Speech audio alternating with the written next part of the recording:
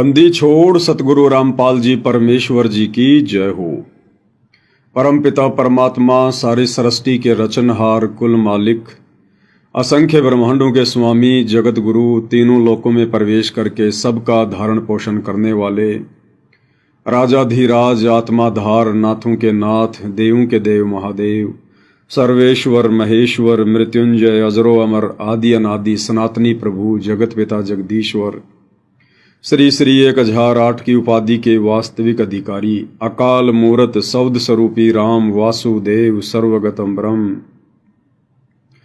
परम पूज्य प्रथम पूज्य परम संत परम पुरुष परम धनी परम दयालु सत्य कबीर हक्का कबीर अल्लाहु कबीर अल्लाहु अकबर बाखबर अल्लाह ताला जगत के तारणहार जगत के मुक्तिदाता जगत के जगन्नाथ हारे के सहारे हिंदुओं के राम मुसलमानों के अल्लाह सिखों के वाहिगुरु ईसाइयों के मसीह दया के सागर दयानिधि करुणा के सागर करुणानिधि स्वयंभू परिभू संकट मोचन कष्ट हरण मंगल करण दुख भंजन अविगत कबीर निर्विकार निर्विषम परमात्मा अलय अलेख सतगुरु आदि अनादि सतगुरु असली मर्यादा पुरुषोत्तम असली राम असली कृष्ण असली घनश्याम असली मुरारी राजाओं के राजा महाराजाओं के महाराजा शहंशाहों के शहंशाह सम्राटों के सम्राट भगवानों के भगवान अल्लाहों के अल्लाह प्रभुओं के प्रभु मसीहाओं के मसीह सच्चे वाहिगुरु बाबाओं के बाबा पीरों के पीर सेठों के सेठ जगत सेठ सावड़सा सेठ सर्वगुण संपन्न अनंत कोटि कलाओं के स्वामी अनंत कोटि ब्रह्मांडों के नायक योगियों में महायोगी ध्यानियों में महाध्यानी सिद्धों में परम सिद्ध ज्ञानियों में तत्व ज्ञानी ब्रह्म ज्ञानी महाज्ञानी परम ज्ञानी सर्वश्रेष्ठ ज्ञानी विज्ञानी युवा कबीर समर्थ कबीर असमवात अमित ओजा सच्चे रहनुमा करीम अल्लाह शुभान अल्लाह दुनिया के अंतिम पैगंबर 8 सितंबर 1951 से गांव धनाना जिला सोनीपत हरियाणा भारतवर्ष की पावन भूमि पे प्रकट रियल कल्कि भगवान श्री नारायण साकार हरि श्री बाबा साहेब नूर अनंत परमात्मा सच्चे दरवेश सच्चे बाखबर संत श्रोमणी सतगुरु रामपाल जी परमेश्वर जी के चरण कमल में साध संगति से जुड़े हुए आप और हम सभी सत्सेवक भाई बहनों का अनंत कोटि दंडवत प्रणाम। सत्साई भाई और बहनों, बहुत बड़ी दया बहुत बड़ी मेहर पूज्य गुरुदेव भगवान की सतगुरु रामपाल जी परमेश्वर जी की, जिनके शुभ आशीर्वाद से विशेष आशीर्वाद से आप और हम सभी सत्सेवक भाई बहन साध संगति से जुड़कर ज्ञान को आधार बनाकर हर प्रकार से मर्यादाओं में रहते हुए संघर्ष करते हुए निरंतर अपनी आत्मा के कल्याण हेतु गुरुदेव के प्रत्येक वचन में रहते हुए भक्ति मार्ग पर आगे की ओर बढ़ रहे हैं।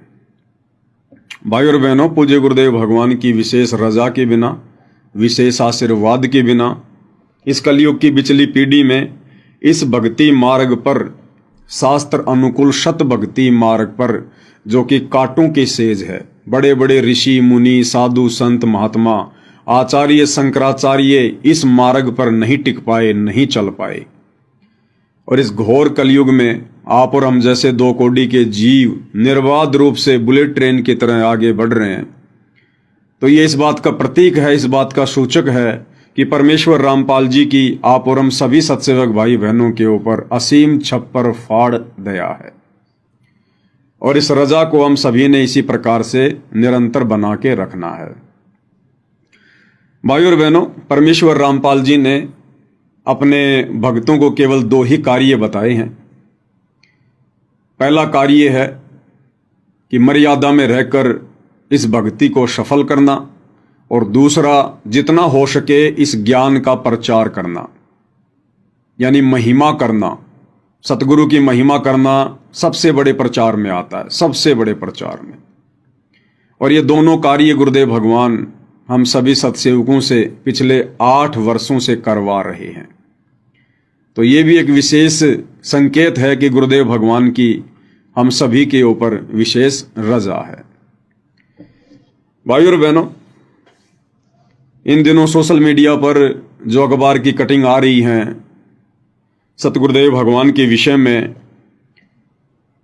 कि कोर्ट ने उनकी जमानत का रास्ता साफ कर दिया है, अब सतगुरु रामपाल जी जमानत पर बाहर आ सकते हैं। तो भाइयों और बहनों, आप और हमें अच्छे से पता है, बाकी लोगों को पता हो या ना हो, कि परमेश्वर किन परिस्थितियों में बाहर आएंगे। वैसे देखा जाए ज्ञान आधार से तो वर्तमान में गुरुदेव भगवान के हिसार जेल से बाहर आने का जो समय है वो उचित समय नहीं है। हालांकि ये परमात्मा की अपनी मौज, उनकी अपनी मेहर, वो क्या करेंगे क्या नहीं करेंगे, लेकिन आप और हम तो जीव हैं और जीव केवल परिस्थितियों के अनुसार ही आंकलन लगा सकता है। तो जिस प्रकार से गुरुदेव भगवान के जेल से बाहर आने की बातें हो रही हैं जमानत पर, तो दास को तो ज्ञान आधार से यह लगता है कि परमात्मा मुश्किल ही रजा करेंगे, क्योंकि वर्तमान समय उनका हिसार जेल से बाहर आने का उचित समय नहीं है। कुछ भी तो नहीं बदला, कुछ भी तो नहीं सुधरा। अभी तो परमेश्वर जिन भक्तों की आंखें खोलने के लिए गए थे, उन भक्तों की ही ढंग से आंखें नहीं खुली हैं। कुछ भी नहीं बदला, अभी कुछ भी। तो ज्ञान आधार से तो दास को लगता है कि बड़ा मुश्किल है इस समय परमेश्वर जी का बाहर आना। कोर्ट की तरफ से रास्ता साफ हो या ना हो, परमेश्वर कभी कोर्ट के भरोसे नहीं बैठा करते हैं। संत अपनी मर्जी के मालिक होते हैं, दुनिया उनकी गुलाम होती है।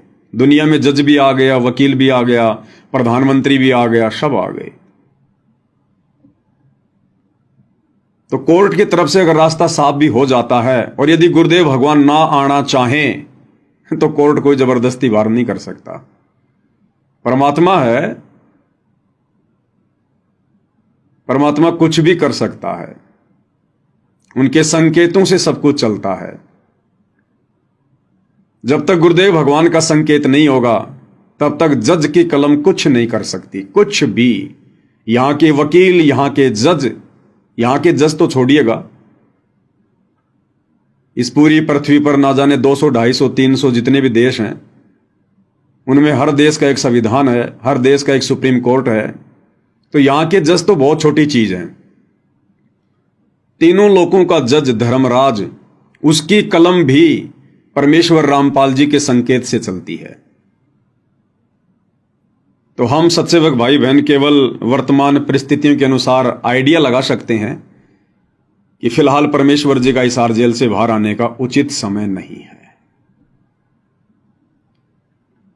परमेश्वर ने तो बहुत कुछ करना है, दूध का दूध और पानी का पानी करना है। ये जबरदस्ती तो भगवान करेंगे नहीं। और अब गुरुदेव भगवान यदि बाहर आते हैं तो गुरुदेव कोई पैरोल पर तो आएंगे नहीं कि 15 दिन के लिए आ गए, 20 दिन के लिए आ गए। जिस प्रकार से कोर्ट उनके विषय में कह रहा है, उस हिसाब से गुरुदेव जमानत पर आएंगे। और जमानत का मतलब क्या होता है? जब तक वो केस अपने फाइनल डिसीजन पर नहीं पहुंचता है, उसमें चाहे 2 साल लगो चाहे 4 साल लगो, तब तक गुरुदेव भगवान बाहर रहेंगे, बाहर। और भाइयों और बहनों, ये तेजी से परिस्थितियां बिगड़ने का समय है। तेजी से परिस्थितियां बिगड़ेंगी और परमात्मा के भी कुछ नियम हैं, कुछ उसूल हैं। मालिक भी उन प्रकृति के नियमों के साथ में छेड़खानी नहीं करते हैं, जबरदस्ती तो किसी का बचाव करेंगे नहीं। तो ये दुनिया तो अपनी मौत मरेगी मरेगी, परेशानियां उठाएंगी उठाएंगी, और गुरुदेव भगवान आश्रम में बैठे रहेंगे, सब कुछ देखते रहेंगे। और दुनिया कहेगी तुम लोग बड़ी बड़ी डींग मारा करते थे कि हमारे गुरुजी ये कर सकते हैं, हमारे गुरुजी वो कर सकते हैं। अब तो तुम्हारे गुरुजी जेल से बाहर आ गए, अरे अब तो तुम्हारे गुरुजी आश्रम में बैठे हैं, फिर क्यों नहीं तुम्हारे गुरुजी दुनिया को राहत दे रहे? क्यों ना तुम्हारे गुरुजी परिस्थितियों को बदल रहे? तो दुनिया का और अविश्वास भक्ति और भगवान पे बढ़ता चला जाएगा। दूसरी बात,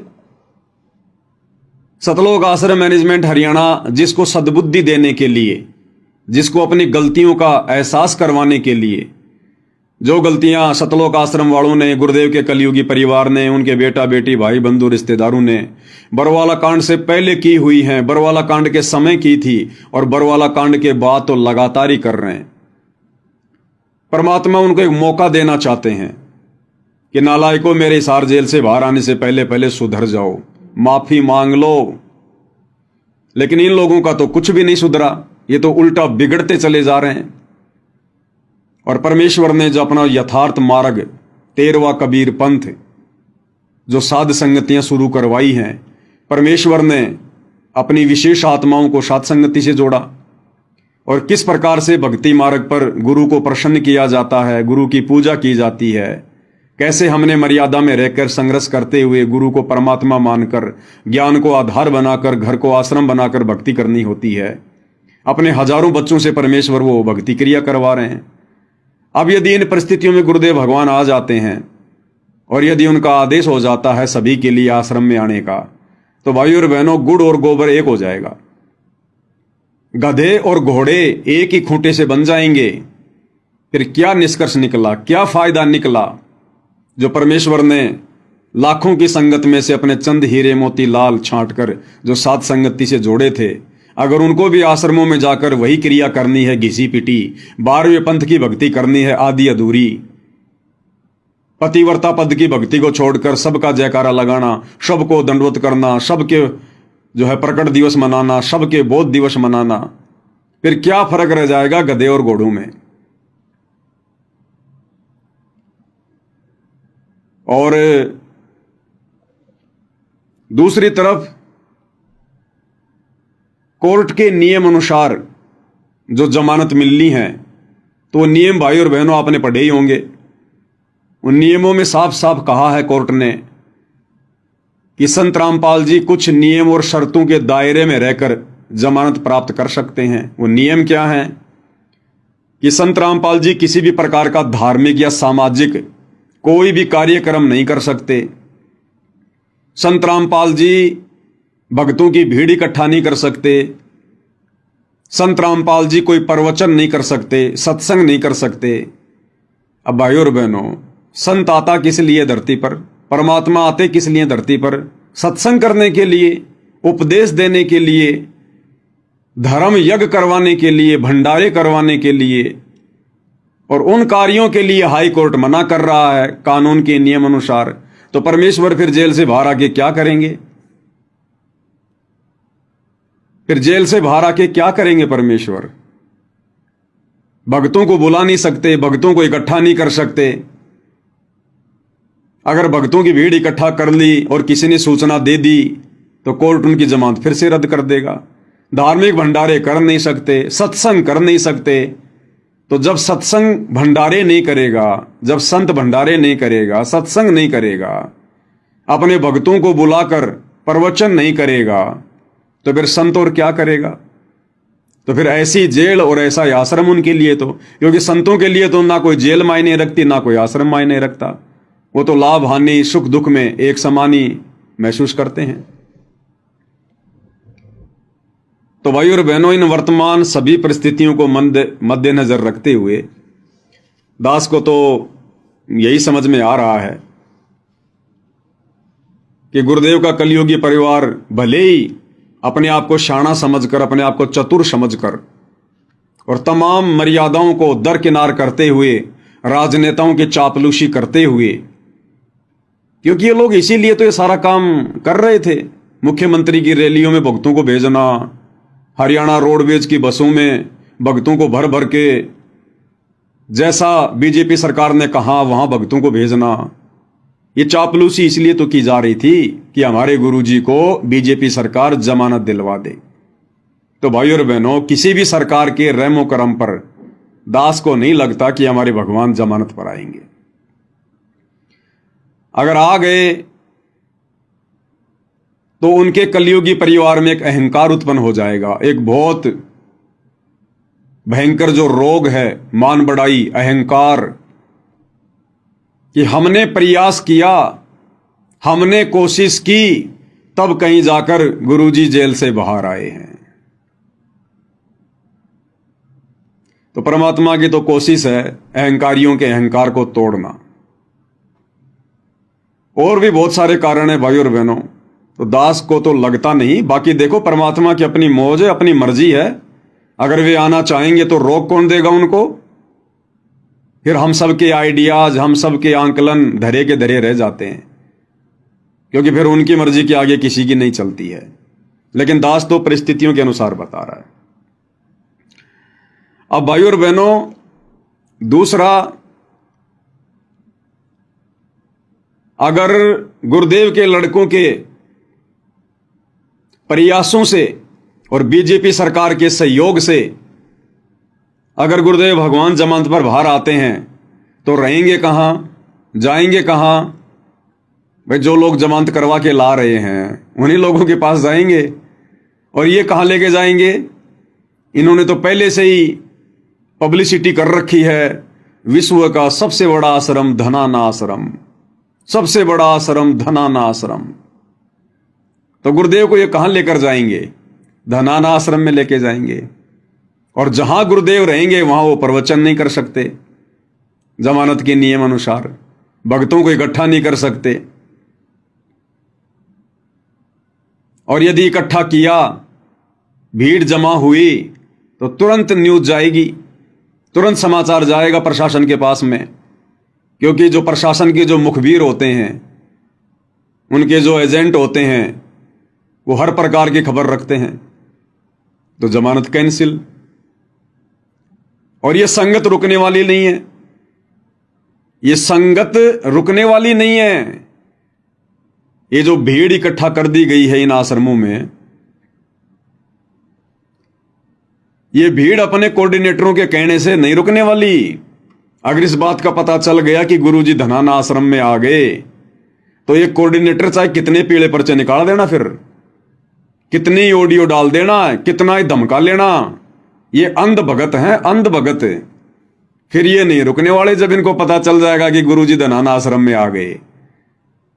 फिर ये जैसे तैसे कुछ भी करके आना पड़े इनको, ये भीड़ आएगी फिर तगड़ी। ये नहीं सुनेंगे फिर तुम्हारी बातें, क्योंकि ये अंध भगत हैं, ये सत्सेवक नहीं है, ज्ञानी आत्मा नहीं है, ये अंध भगतों की फौज तुम लोगों ने जमा कर दी। फिर ये भीड़ नहीं रुकेगी, चाहे तुम कितने गुरुजी के आदेश बता देना कि गुरुजी का आदेश है धनाना में कोई नहीं आएगा, कोई नहीं सुनेगा तुम्हारी बात। और अपने गुरुजी के दर्शनों के लिए ताबड़तोड़ आएंगे ये। और जैसे ही भीड़ इकट्ठा हुई, उसके बाद फिर क्या होगा? जमानत के नियम टूटेंगे।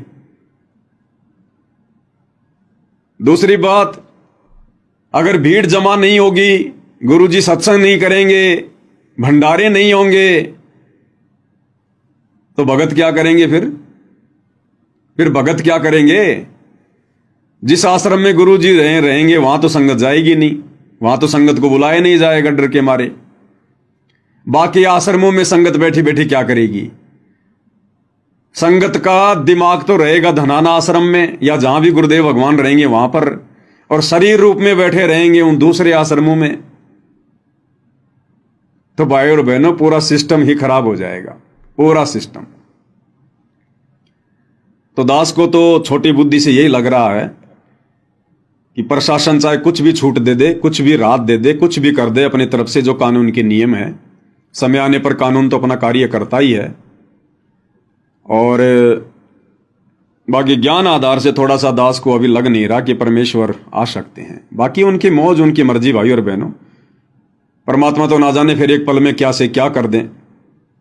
समर्थ है धरती पर, प्रशासन को पता भी नहीं चले और भंडारे भी होते रहे, भीड़ भी आती रहे, क्योंकि है तो भगवान वही धरती पर जो 650 साल पहले था। तो काशी के भंडारे में सेवादार जमीन से 1 फुट ऊपर चल रहे थे, लेकिन किसी का ध्यान नहीं गया। सतलोक से पानी की धारा आ रही थी, किसी का ध्यान नहीं गया। तो है तो वही कबीर भगवान धरती पर। चाहे लाखों की भीड़ आ जाओ गुरुदेव भगवान के पास में, परमात्मा अगर नहीं चाहेंगे तो किसी को पता नहीं चलेगा। प्रशासन को तो 10-50 भगत ही दिखाई देंगे और वहां पर मेला लगा होगा। ये तो समर्थ की अपनी मौज है भाई और बहनों, इसके विषय में तो हम कुछ कह नहीं सकते। लेकिन वर्तमान परिस्थितियों को देखते हुए, क्योंकि परमेश्वर अपने भक्तों की छटनी करने के लिए गए थे जेल में, किसी प्रशासन के दबाव में नहीं गए। वो तो एक कारण बनता है, एक कारण बनता है। बाकी रियलिटी तो आप और हमें पता है। और छटनी अभी हुई नहीं भाई और बहनों, छटनी अभी हुई नहीं। भक्तों की सोच में बदलाव अभी आया नहीं। जितना मूर्ख गुरुदेव भगवान छोड़कर गए थे उससे भी 4 कदम आगे मूर्खता की हद पार करके बैठे हैं, हद पार करके। खैर भाई और बहनों, तो परमेश्वर की अपनी मौज है, सबको समय का इंतजार है, क्या होगा क्या नहीं होगा। लेकिन इन सभी बातों के बीच में हम सब भगत भाई बहनों ने अपने परमेश्वर की महिमा करना नहीं भूलना है। ये तो चलता रहेगा भाई और बहनों, 21 ब्रह्मांड का रूल ही ऐसा है, ये प्रक्रियाएं ऐसी हैं, ये चलती रहेंगी, कोई बड़ी बात नहीं है। हमने तो अपने गुरुदेव भगवान की उसी प्रकार से महिमा करते रहना है जिस प्रकार से हम पिछले 8-10 वर्षों से करते रहे हैं। और हम भगत भाई बहनों ने क्या करना है क्या नहीं करना है वो आप लोगों को वीडियो के माध्यम से समझा दिया गया है। अंत में हमने इस ज्ञान मार्ग पर ज्ञान को आधार बनाकर ही भक्ति मार्ग पर आगे बढ़ना होगा। तो परमेश्वर की महिमा में आज हम आगे बढ़ते हैं। और जैसा कि बार बार आप भाई बहनों को बताया जाता है, और ये बार बार बताना बहुत ही जरूरी है भाई और बहनों, क्योंकि युगों युगों से हम जो गलती करते आ रहे हैं, हम फिर से उस गलती को ना दोहरा दें, फिर से हम अपने जन्म ना बढ़ा लें, अपने परमेश्वर को दुखी ना कर दें। उसके लिए हमने बारंबार उन पिछली गलतियों को दोहराना शिक्षात्मक रूप से बहुत जरूरी है। और सबसे बड़ी गलती क्या रही हमारी युगों युगों से? हमने गुरु को परमात्मा नहीं माना, केवल अपना गुरु मानकर छोड़ दिया, एक संत मानकर छोड़ दिया, उन्हें कबीर नहीं माना, परमात्मा नहीं माना। तो ये गलती हम भाई बहन वर्तमान में नहीं दोहराएंगे बिल्कुल भी। इसीलिए गुरुदेव भगवान ने इस कलयुग की पिछली पीढ़ी में आकर हमें ये सत उपदेश दिया है, हमें ये तत्व ज्ञान दिया है, हमें झेरे कुएं से निकालकर परमेश्वर ने अमृत पिलाया है। तो भला अब हम इस अमृत को कैसे बर्बाद होने देंगे? तो परमेश्वर हमें इसी दिशा में आगे बढ़ाते हुए अपने सत्संग के माध्यम से और अधिक दृढ़ करते हुए क्या कह रहे हैं कि योगी कौन होता है? योगी, योगी यानी भगत। आध्यात्मिक भाषा में योगी को कहते हैं भगत। और हमने सोच लिया कि योगी वो होता है जो योग क्रिया करता है, जैसे बाबा रामदेव करता है, कभी पेट को हिला देता है, कभी ऊपर को पैर कर लेता है। तो हमने सोच लिया योगी वो होता है जो योग करता है। लेकिन परमेश्वर कह रहे हैं कि योगी वो नहीं होता जो खाली योग करता है, योगी यानी भगत। और भगत हम कब बनेंगे, कैसे बनेंगे? उसके लिए गुरुदेव हमें गीता अध्याय 2 श्लोक नंबर 53 का उदाहरण दे रहे हैं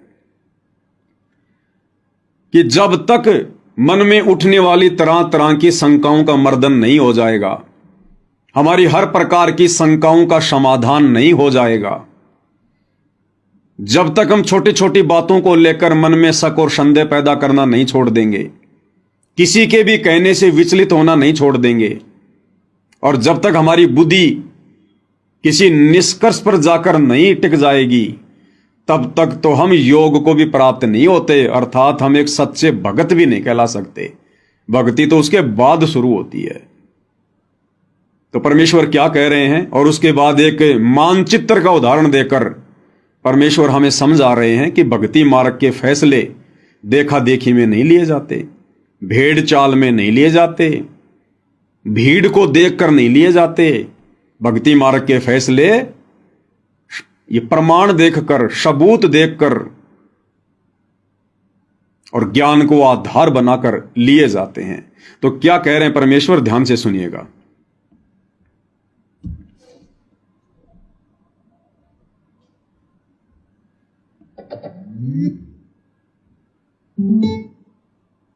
जो वेद बताते हैं वही हमारे वो महापुरुष बताते हैं जिनको भगवान मिले। तो इस ज्ञान को सुनने के बाद फिर आप संशय रहित हो जाओगे। और श्रीमद् भगवत गीता अध्याय नंबर 2 के श्लोक नंबर 53 में यही कहा कि अर्जुन, जिस समय तेरी बुद्धि नाना प्रकार के भ्रमित करने वाले ज्ञान वचनों से हटकर एक परमात्म ज्ञान पर, तत्व ज्ञान पर आश्रित हो जाएगी, यानी फाइनल हो जाएगी, तब तो तू योग को प्राप्त होगा। योग प्राप्त होना यानी योगी बनेगा। योगी माने भगत बनेगा। योगी ये नहीं होता जो पेट का पानी हिला दे, ऊपर न पैर कर लिए नीचे न कर लिए, ये तो एक शारीरिक एक्सरसाइज है।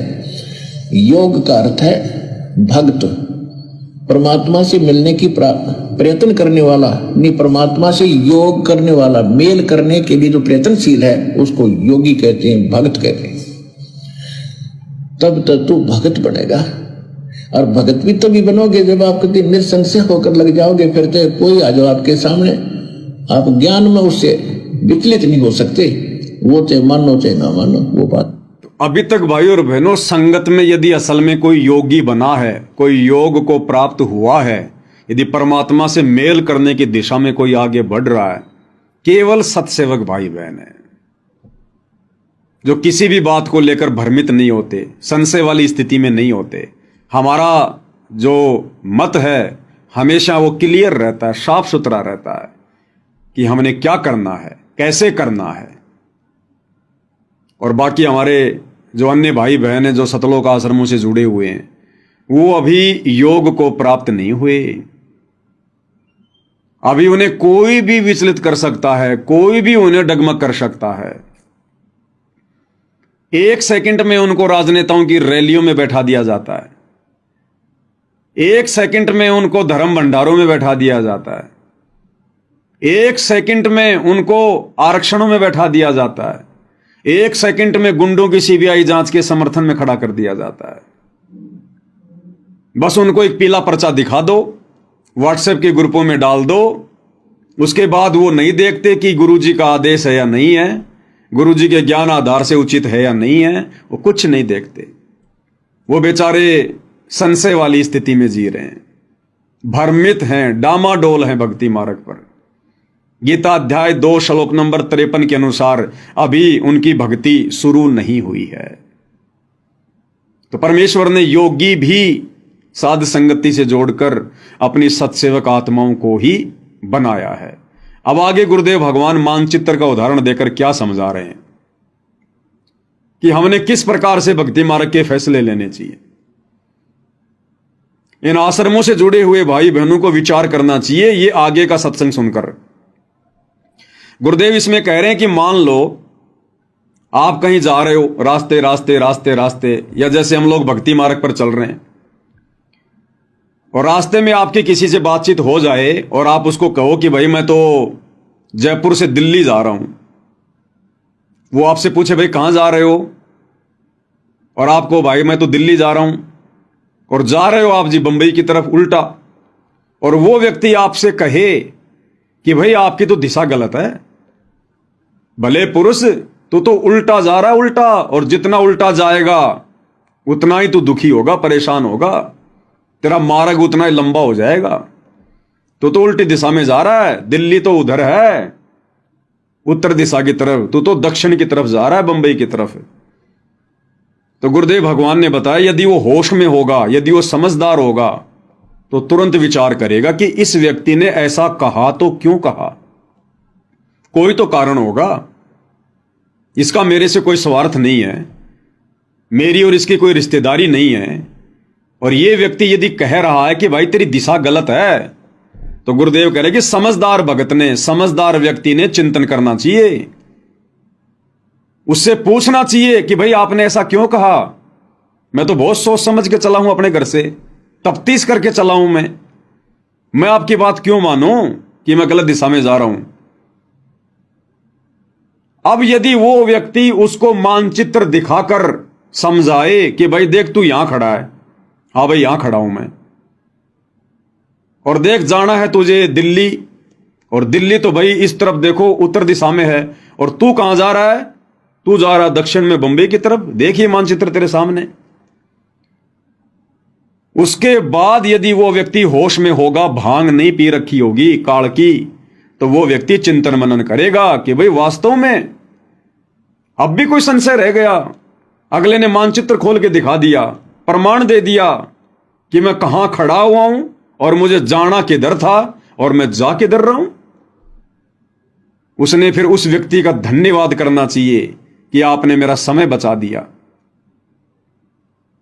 इसी प्रकार भक्ति मार्ग पर गुरुदेव भगवान समझा रहे हैं कि भक्ति मार्ग पर यदि आपकी दिशा गलत है, आप यदि अपने गुरुदेव के नियमों के विरुद्ध चल रहे हैं, भक्ति विरुद्ध कार्य कर रहे हैं, और यदि कोई सत्सेवक भाई बहन साथ संगति वाले रोका टोकी करते हैं, वीडियो बनाकर तुम्हें समझाते हैं कि तुम्हारी दिशा गलत है, तुम सही नहीं जा रहे, गुरुदेव ने हमें जिस भक्ति वाली दिशा में जाने के लिए बताया है, जिन नियमों को फॉलो करने के लिए समझाया है, तुम उसके विपरीत जा रहे हो, तुम भ्रमित हो भाई, भ्रमित। अब गुरुदेव ने बताया अगर वो समझदार भगत होगा तो तुरंत विचार करेगा और कहेगा भाई आपने ये बात क्यों कही, मेरे को तो मेरे कोऑर्डिनेटर ने यही बताया है कि गुरुजी का आदेश है, देखो पीड़ा पर्चा आ गया, हमने राजनीति करनी है, परशुराम जी की जयंती में जाना है, सिरसा अनाज मंडी कबीर जी की जयंती मनानी है, अयोध्या में भंडारा लगाना है, जाटों के आरक्षण में बैठना है, गुंडों की सीबीआई जांच में जाना है, समर्थन करना है, 5 लाख रुपए चंदे के रूप में देने हैं, जाटों की धर्मशाला बनानी है, अन्नपूर्णा योजना के तहत गांव गांव जाकर आलू प्याज टमाटर बांटना है, लोगों के मकान बनाने हैं। आप कैसे कह रहे हो, हमारे कोऑर्डिनेटर ने तो यही बताया। अब यदि सत्सेवक भाई बहन आपको मानचित्र दिखा देते हैं, रियल भक्ति का संविधान की गुरु ने क्या बताया, भाई तेरा कोऑर्डिनेटर गुरु है या सतगुरु रामपाल जी हैं, भाई सतगुरु रामपाल जी हैं, तो सतगुरु रामपाल जी ने जो भक्ति विधि बताई है, भगत की जो रहनी करनी बताई है, क्या करना है क्या नहीं करना है, कौन से कर्म करने हैं कौन से कर्म छोड़ने हैं, अगर तुझे वो बता दिए जाएं, वो नियम बता दिए जाएं, तुझे वो विधान तेरे सामने रख दिया जाए तब तो मानेगा। तो समझदार भगत तो कहेगा हाँ भाई फिर तो मानना ही पड़ेगा, फिर मैं कोऑर्डिनेटर की क्यों मानूंगा, मैं तो अपने भगवान की मानूंगा। तो गुरुदेव भगवान का संविधान है, उनके सत्संग, उनके द्वारा लिखी गई पुस्तकें, अगर वो उसको दिखा दिए जाए, समझा दिया जाए कि देख गुरुदेव भगवान ने क्या क्या आदेश दे रखा है सत्संगों में, नियमों में, और देख बावड़े ये तेरे कोऑर्डिनेटर, ये गुरुदेव का कलयुगी परिवार, ये देख काल प्रेरणा से तेरी सारी मर्यादा तोड़वा रहे हैं। अगर भगवान राजनीति करवाएगा अपने भक्तों से तो भक्ति क्या फिर आसाराम बापू करवाएगा। तो फिर उस भगत ने विचार करना चाहिए कि बात तो सही है भाई, अरे मैं जुड़ा भक्ति मार्ग पर अपने आत्म कल्याण के लिए, मोक्ष के लिए, और मोक्ष होगा सतगुरु के भक्ति विधान पर चलने से, उनकी मर्यादाओं में रहने से, और मैं मर्यादाओं को तोड़कर आगे बढ़ रहा हूं और सोच रहा हूं मैं सतलोक जाऊंगा, ये तो कभी नहीं हो सकता। तो गुरुदेव ने बताया कि जो रियल में जो भगत बीज होगा, अच्छी आत्मा होगी, वो तो विचार करेगी, और जो मूर्ख होगा ना, मूर्ख अज्ञानी प्राणी होगा, जिसके संस्कार कमजोर होंगे, उसको यदि कोई सच्ची बात बताई जाएगी तो वो लड़ेगा, झगड़ेगा कि तेरे को क्या लेना देना है, मैं ठीक जा रहा हूं, तू अपना काम कर, आया बड़ा ज्ञानी ज्ञान देने के लिए। तो वो तो फिर मूर्ख आदमी है। फिर तो परमात्मा कहते हैं गधे की आंख में अगर आप घी डालना चाहोगे तो वो यही समझेगा कि एक मेरी आंख फोड़ना चाह रहा है। तो परमेश्वर हमें किस प्रकार से अपने सत्संगों में आदेशित करते हैं, निर्देशित करते हैं। इसलिए भाई और बहनों, गुरुदेव भगवान बार बार कहते हैं कि बच्चों आपने सत्संगों को बहुत ध्यान से सुनना चाहिए, एक एक शब्द पे विचार करना चाहिए कि गुरुदेव कह क्या रहे हैं, क्योंकि ये सामान्य सत्संग नहीं है, ये सत्यनारायण कथा है, युगों युगों से हमें अब सुनने को मिली है। सत्यनारायण कथा, सत्यनारायण हमारे गुरुदेव भगवान है, विष्णु जी नहीं है। ये त्रिलोकी विष्णु सत्यनारायण नहीं है, सत्यनारायण यानी सच्चा परमात्मा, अविनाशी परमात्मा। और सत्यनारायण कथा ये विष्णु जी की कथा नहीं है। सतगुरु रामपाल जी परमेश्वर हमें जो सत्संग सुना रहे हैं, ये है सत्यनारायण कथा, और ये बैठे हमारे सामने सच्चे सत्यनारायण भगवान। तो समझदार आत्मा तो फिर विचार करेगी। तो किस प्रकार से गुरुदेव हमें आदेशित कर रहे हैं, सुनिएगा। तो ये ज्ञान ऐसा है, आपको उस स्थिति में ला देगा कि आप डगमग नहीं हो सकते। इसके अतिरिक्त विश्व में आपको ज्ञान और भगवान दिखाई नहीं देगा, स्वप्न में भी। और तभी आप दृढ़ होगे। जब हम किसी मार्ग पर चल रहे हैं और आगे जाके सैकड़ों रास्ते बन जाते हैं, आपके पास मैप है और आपको खूब पढ़ा रखा है, समझा रखा है कि मैप अपना रास्ता ये रहेगा, इसके बाद बहुत से रास्ते हैं वो अलग हैं, उनमें नहीं जाना। तो फिर आप कैसे मिसगाइड हो जाओगे? तो ये जो ज्ञान आपको दिया जा रहा है, सतलोक जाने का एक मैप आपके सामने रखा जा रहा है, और इस मार्ग पर आप विचलित होगे तो पता नहीं कहां जाकर रुकोगे फिर।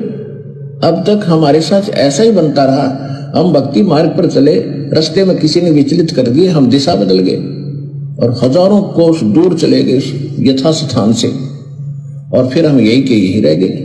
तब तक सवेरा हो गया, सवेरा माने मृत्यु होगी। तो अब हमने दृढ़ रहना है, इस ज्ञान को आधार बनाकर इस भक्ति रूपी सफर पर अपन चलना है। तो गुरुदेव कह रहे अब हमने दृढ़ रहना है इस भक्ति मार्ग पर ज्ञान को आधार बनाकर। अब हमने किसी के कहने से डगमग नहीं होना, चाहे गुरुजी का लड़का हो, चाहे गुरुजी की लड़की हो, चाहे गुरुजी का भाई हो, चाहे कोई कोऑर्डिनेटर हो, कोई जी भी हो इस भक्ति मार्ग पर, अगर सत्संग हमारे समझ में आ गए, ज्ञान हमारे समझ में आ गया, मानचित्र अच्छे से भक्ति वाला समझ में आ गया, तो फिर हमें कोई विचलित नहीं कर सकता, डगमग नहीं कर सकता। हम उससे 50 सवाल पूछ लेंगे, 50, कि भैया ये राजनेताओं की रैलियों में भेजने का आदेश गुरुजी ने तुम्हें कब दिया? कब दिया गुरुदेव ने आदेश? कौन से सत्संग में कहा गुरुदेव ने? राजनीति तो गुरुजी के समय भी होती थी। गुरुजी ने तो कभी भी अपने भक्तों को मोदी की रैली में या मुख्यमंत्री की रैलियों में नहीं भेजा, परशुराम की जयंती में नहीं भेजा। गुरुजी आन उपासना छुड़वाते हैं या फिर आन उपासना करवाते हैं? गुरुजी ने तो कभी नहीं कहा कि तुम किसी गुंडे की सीबीआई जांच का समर्थन करो, गैंगस्टर की सीबीआई जांच का।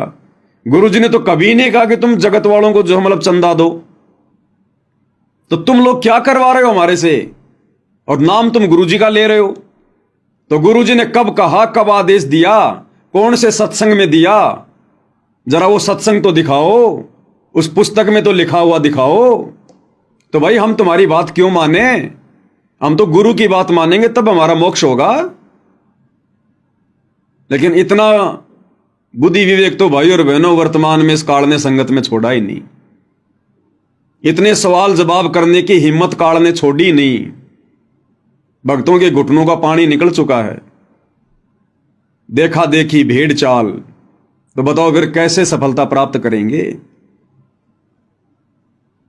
अरे हमने निष्कर्ष निकालना चाहिए, क्योंकि ये परीक्षा का समय चल रहा है। हमने हर प्रकार से एक एक कदम फूक फूक के रखना चाहिए, मंथन करना चाहिए। वैसे भी आम समाज में एक समझदार व्यक्ति होता है ना, और उसको यदि कोई बात पूछी जाती है वो भी तुरंत जवाब नहीं देता। समझदार व्यक्ति क्या करेगा? ठीक है भाई, थोड़ा सा मेरे को समय दो, 1-2 दिन का, सोच समझ के फिर मैं बताऊंगा। जगत वाले भी इतना बुद्धि विवेक से चलते हैं, और हम भगत होकर हमें आश्रम में बुला लिया गया कि गुरुजी के दर्शन होंगे, गुरुजी लाइव दर्शन देंगे, आ जाओ आ जाओ आ जाओ। दौड़ लियो भगत। चलो वो तो ठीक है भाई, गुरुजी दर्शन दे रहे हैं, बहुत अच्छी बात है, दौड़ लिए, आ गए आश्रम में। रात के 12 बजे फिर तुम्हारे को हरियाणा रोडवेज की बसों में बैठाया जा रहा है कि बैठो बैठो बैठो, और कोई सवाल जवाब ही नहीं कर रहा। भाई कहां ले जा रहे हो? अरे कहां ले जाके पटकोगे, कहां ले जाके छोड़ोगे, ये तो बता दो। नहीं नहीं नहीं, चलो चलो बाद में बताएंगे, गुरुजी का आदेश है, गुरुजी का आदेश है, सेवा सेवा सेवा। अरे भाई कौन सी सेवा, कैसी सेवा?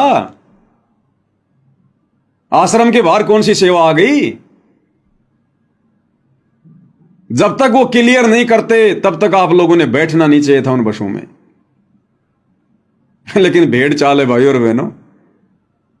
भेड़ों को यदि कोई ट्रक में डालता तो भेड़े सवाल जवाब नहीं करती हैं, वो तो एक दूसरे के ऊपर सेट हो जाती हैं। अब भाई और बहनों, ज्ञान आधार से यदि हम निष्कर्ष निकालें तो निष्कर्ष भी गुरुदेव के सत्संगों को आधार बनाकर ही निकाला जाएगा, दूसरा कोई तरीका नहीं है, क्योंकि ये ज्ञान मार्ग है।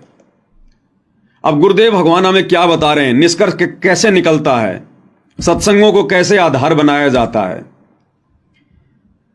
अब ये सत्संग है पूज्य गुरुदेव भगवान का। अब गुरुदेव भगवान हमें गीता जी के कुछ श्लोक पढ़ा रहे हैं। अब मात्र ये श्लोक नहीं है, गुरुदेव केवल हमारे को श्लोक ही नहीं समझा रहे, बैकग्राउंड में ना जाने कितनी शिक्षाएं हैं। इस पॉइंट को आधार बनाकर जो गुरुदेव समझा रहे हैं, हम कहां अपना बचाव कर सकते हैं। इसमें गुरुदेव भगवान हमें गीता अध्याय 8 श्लोक नंबर 17 का हवाला दे रहे हैं, गीता जी को दिखाकर। और इसमें गीता ज्ञानदाता कह रहा है कि मुझे प्राप्त होकर फिर कभी प्राणी का जन्म और मरण नहीं होता। कौन कह रहा है? ब्रह्म, गीता ज्ञानदाता काल, कि अर्जुन मुझे प्राप्त होकर, यानी मुझ ब्रह्म को प्राप्त होकर, जो मैं ब्रह्म लोक में रहता हूं, मेरा ओम नाम है, मुझको प्राप्त होकर यह प्राणी फिर कभी जन्म और मरण में नहीं आता। गीता अध्याय 8 श्लोक नंबर 17। अब गुरुदेव भगवान क्या कह रहे हैं कि बच्चों, इन गीता अनुवादकों को गीता जी का अनुवाद करना नहीं आया, और जहां जहां इस काल ने बकवाद करी है, इन लोगों को ना तो समझ में आई, फिर दूसरों को यह समझा कैसे सकते थे। अगर इस ब्रह्म की इस बात को हम सत्य मान लें, गीता अध्याय 8 श्लोक नंबर 17 को, कि अर्जुन मुझको प्राप्त होने के बाद, अब ब्रह्म को कैसे प्राप्त होंगे? जब विधि विधान अनुसार इसकी ओम नाम की साधना करेंगे, और जो मर्यादा है वो मर्यादा में रहेंगे, तो इसके ब्रह्मलोक में जाएंगे। ब्रह्मलोक में ये काल रहता है, तो हम इसको ब्रह्म को प्राप्त हो जाएंगे। तो अगर गीता अध्याय 8 श्लोक 17 के अनुसार अगर इस काल की इस बात को हम सत्य माने कि मुझको प्राप्त होने के बाद में ये प्राणी कभी जन्म मरण में नहीं आता, तो फिर गुरुदेव भगवान कह रहे हैं फिर तो भैया वो गीता का अध्याय 4 श्लोक 5 और 9, 12 का 2, 10 का 2, फिर तो वो 4 श्लोक फेल हो जाएंगे। अगर 8 के 17 को सही मान के चलें कि ब्रह्म प्राप्ति के बाद में जन्म और मरण नहीं होता, तो फिर गीता अध्याय 4 श्लोक 5, गीता अध्याय 4 श्लोक 9, गीता अध्याय 10 श्लोक 2, गीता अध्याय 12 श्लोक 2, गीता अध्याय 2 श्लोक नंबर 17 कि अविनाशी तो उसको जान जिसको मारने में कोई सक्षम नहीं। और बाकी श्लोकों में क्या लिखा हुआ है कि अर्जुन तेरे और मेरे भी बहुत जन्म हो चुके हैं, तू नहीं जानता मैं जानता हूं, मेरे जन्म और मरण अलौकिक हैं। अगर 8 के 17 को सही मान लें कि ब्रह्म की भक्ति करने से जन्म और मरण समाप्त हो जाता है, जीव कभी मृत्यु में नहीं आता, दोबारा जन्म नहीं होता, तो फिर बाकी श्लोक पहले वाले वो गलत साबित हो जाएंगे। तो इसी प्रकार भाई और बहनों, पहले आप ये सुनिएगा, फिर आगे भक्ति मार्ग में हम इसका विश्लेषण करेंगे। हे अर्जुन, ब्रह्मलोक पर्यंत सब लोग पुनर्वृत्ति में हैं, परंतु हे कुंती पुत्र मुझको प्राप्त होकर पुनर्जन्म नहीं होता। अगर ये सत्य है ये श्लोक, तो वो चौथे अध्याय का 5वां और 9वां गलत हो गया, और 15वें अध्याय का 16वां और 17वां भी गलत हो गया, और फिर 18वें अध्याय का 62वां, 15वें अध्याय का 4 1 से लेकर 4 वो सारे श्लोक गलत सिद्ध हो जाते हैं। नहीं, ये समझन का अंतर है। यहां वो क्या कहना चाहता है कि जो इस मेरे प्रोसीजर को नहीं होते और वो मुझे प्राप्त हो जाते हैं, तो मेरे प्राप्त होने वाले को भी जन्म मृत्यु में रहना ही पड़ता, जो ये बात नहीं जानते। तो क्लियर कर दिया गुरुदेव ने। इसी प्रकार भाई और बहनों, अध्यात्म मार्ग में 2014 बरवाला कांड के बाद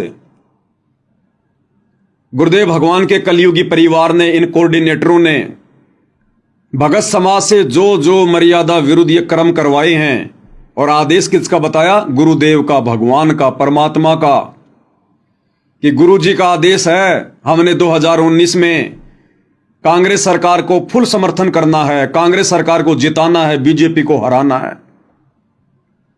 2024 में इन्होंने गुरुजी का नाम लेकर नया आदेश निकाल दिया कि अब हमने कांग्रेस को छोड़कर बीजेपी को जिताना है, बीजेपी का फुल सपोर्ट करना है, और जो व्यक्ति बीजेपी को वोट नहीं देगा उसकी आश्रमों में नो एंट्री, उसको गुरुद्रोही घोषित कर दिया जाएगा। हमने राजस्थान के गैंगस्टर आनंदपाल सिंह को शहीद का दर्जा दिलवाने के लिए राजपूत करणी सेना के साथ मिलकर रैलियां निकालनी है, धरने प्रदर्शन करने हैं, और राजपूत करणी सेना को चंदे के रूप में पैसा देना है। गुरुजी का आदेश है। हमने हरियाणा के जाट आरक्षण में जाट भाइयों का समर्थन करना है, उनके धरनों पर जाकर बैठना है, और चंदे के रूप में आरक्षण संघर्ष समिति को पैसा देना है। हमने आन उपासकों के लिए अयोध्या में जाकर भंडारा लगाना है। हरियाणा के गोहाना के सोनीपत में जाट धर्मशाला का 5वां फ्लोर बनाना है। गुरुजी का आदेश है, 1 करोड़ रुपया लगेगा। परशुराम की जयंती में जाना है, जो कि आन उपासना के अंतर्गत आती है। कबीर जयंती में जाना है, सिरसा अनाज मंडी, जो कि आन उपासना के अंतर्गत आती है। हमने गांव गांव जाकर लोगों को राशन बांटना है, उनके मकान बनाने हैं, जो कि परमेश्वर के विधान के खिलाफ है। अगर 2014 बरवाला कांड के बाद गुरुदेव के कलयुगी परिवार के द्वारा या इन कोऑर्डिनेटरों के द्वारा गुरुदेव भगवान का आदेश बताकर, पीले पर्चे निकालकर जिस प्रकार से संगत से मर्यादाएं तुड़वाई गई हैं, ये आदेश संगत को बताए गए हैं। यदि भाइयों और बहनों, हम इन तमाम आदेशों को यदि गुरुदेव भगवान का आदेश माने, तो भाइयों और बहनों, फिर 2014 बरवाला कांड से पहले गुरुदेव भगवान ने हमें जितना भी ज्ञान दिया, जितना भी भक्ति विधान बताया, जितने भी नियम बताए, फिर भाइयों और बहनों सारे गलत सिद्ध हो जाते हैं, गलत साबित हो जाते हैं।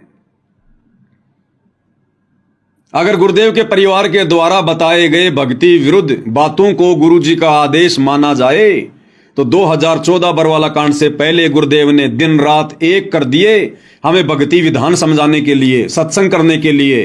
फिर वो सारे सत्संग फेल हो जाते हैं भाई, क्योंकि गुरुजी का भक्ति विधान कहता है कि बच्चों, हमने गेम नहीं खेलना, गेम खेलने में किसी का सहयोग भी नहीं करना हमने।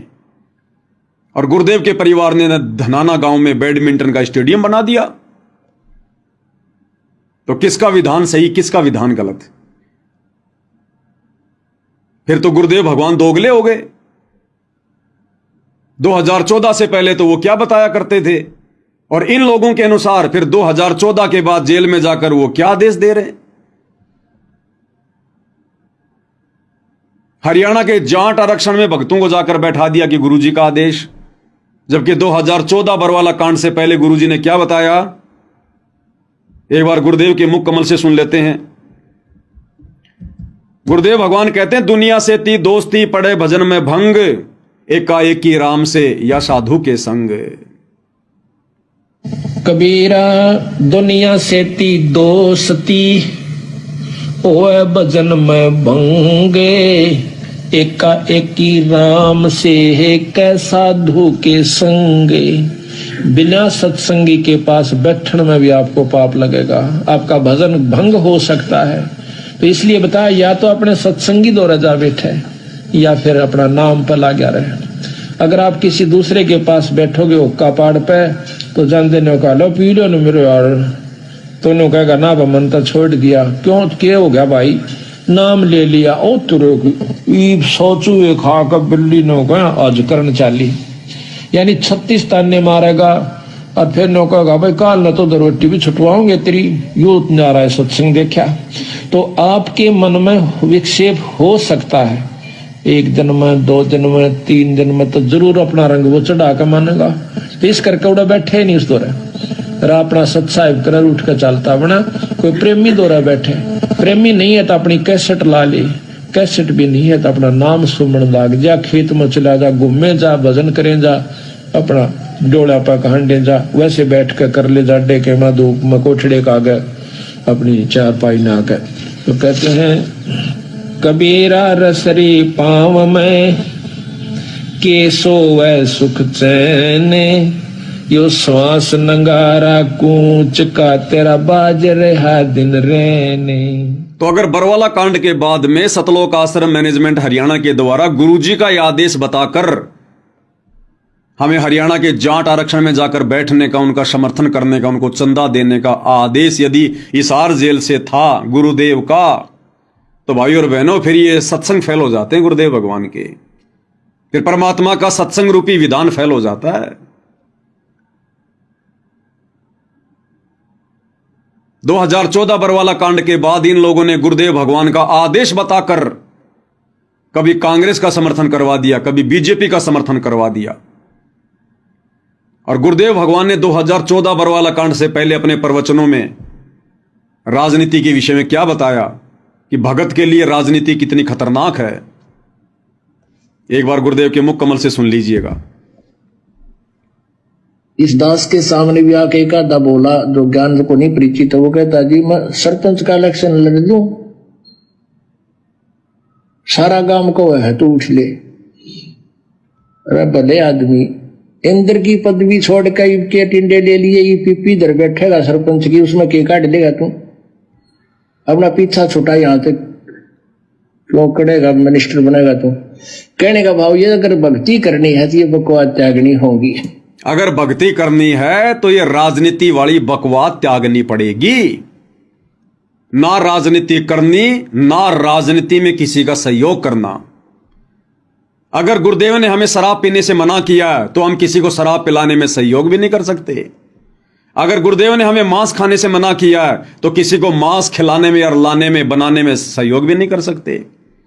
अगर गुरुदेव ने हमें बीड़ी, सिगरेट, पान मसाला खाने से मना किया है, हम किसी को लाकर भी नहीं दे सकते, माचिस भी नहीं दे सकते। इसी प्रकार यदि गुरुदेव ने हमें राजनीति करने से मना किया है तो फिर हमने राजनीति करने में किसी का सहयोग भी नहीं देना, किसी का समर्थन भी नहीं करना। फिर वो महापाप हो जाएगा, महापाप। तो बताओ भाई और बहनों, फिर किसका आदेश माने? और ये पीला पर्चा निकाल दिया गया 29/10/2020 को।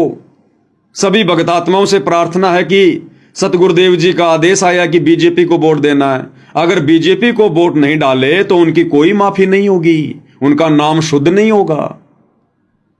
और गुरुजी कह रहे हैं अगर तुमने राजनीति कर ली, सहयोग कर दिया, तो नालायकों तुम्हारा नाम शुद्ध नहीं होगा।